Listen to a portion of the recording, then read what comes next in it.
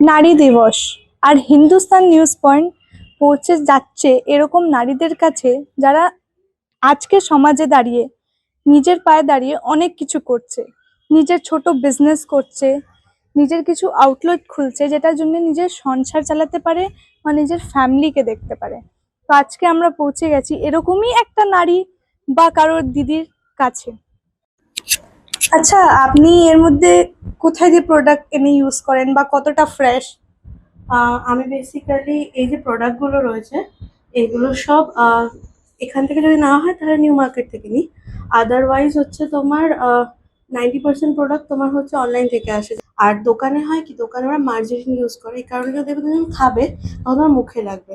তো আমরা যখন ঘরে কেক বানাই, যেহেতু খুব টোটালি ভেতর থেকে একদম লাভ থেকে বানাই, তো এই কারণের জন্য কেকটা খুবই বলতে গেলে টেস্টিও হয় আর একদম 100% ফ্রেশ হয়।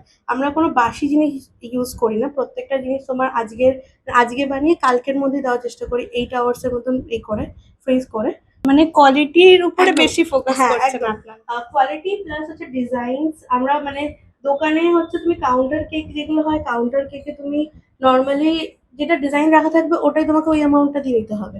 কিন্তু যখন তুমি কোনো হোম বেকারি থেকে নেবে, যে কোনো হোম বেকারি থেকে নেবে, সেখানে তুমি তোমার পছন্দ মতো ডিজাইন চুজ করতে পারবে। হয়তো একটু প্রাইসটা বেশি হবে, কিন্তু তুমি জিনিসটা একদম এ ক্লাস পাবে, কিন্তু তোমার মন পছন্দ মতন পাবে জিনিসটা। এটা তুমি ওখান থেকে পাবে। আচ্ছা, তো সারা দিন কি এটার মধ্যেই যায় আপনার? হ্যাঁ, একদম পুরোটাই আমার এটার মধ্যে যায়, কারণ কি এটাই হবি, এটাই প্যাশন, এটাই ভালোবাসা, এটার ওপরেই যায় আচ্ছা, তো পুরোপুরি। একটা মেয়ে হয়ে ফ্যামিলি সাপোর্ট না পেয়ে নিজে একা পায়ে দাঁড়ানো কতটা কষ্ট ছিল সেই জার্নিটা? এটা তো প্রচন্ড প্যাথেটিক, কারণ হচ্ছে প্রথম কথা, বাড়িতে সত্যি কথা বলতে গেলে জব ছাড়ার পর আমি 7 ইয়ার্স জব করেছি। করার পরে তখন মানে হট করে ডিসাইড করি যে আমার যে ভোটবি আছে সে বলে যে কিছু এবার করা যাক, আলটিমেটলি ওমেন, আমাদেরকে লাইফে এগোতে হবে। আচ্ছা, কি কি চ্যালেঞ্জেস ফেস করতে হয়েছে লোকের দিয়ে কথা শোনা বা ফ্যামিলি?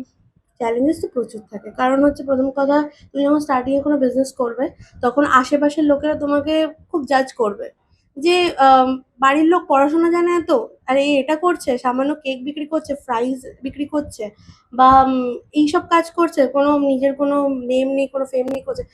বাট এটা বোঝে না যে এখান থেকে অনেক কিছু করা যেতে পারে। এই উমেন্স ডে উমেন্সদের একটাই কথা বলার আছে, কি নিজের পায়ে দাঁড়াও, নাকি কারোর উপরে ডিপেন্ডেন্ট হয়ে বা কারোর স্ত্রী বা মেয়ে হয়ে নিজের একটা আইডেন্টিটি তৈরি করো। ভিডিও জার্নালিস্ট দেবাঞ্জনের সাথে আস্থা, হিন্দুস্তান নিউজ পয়েন্ট।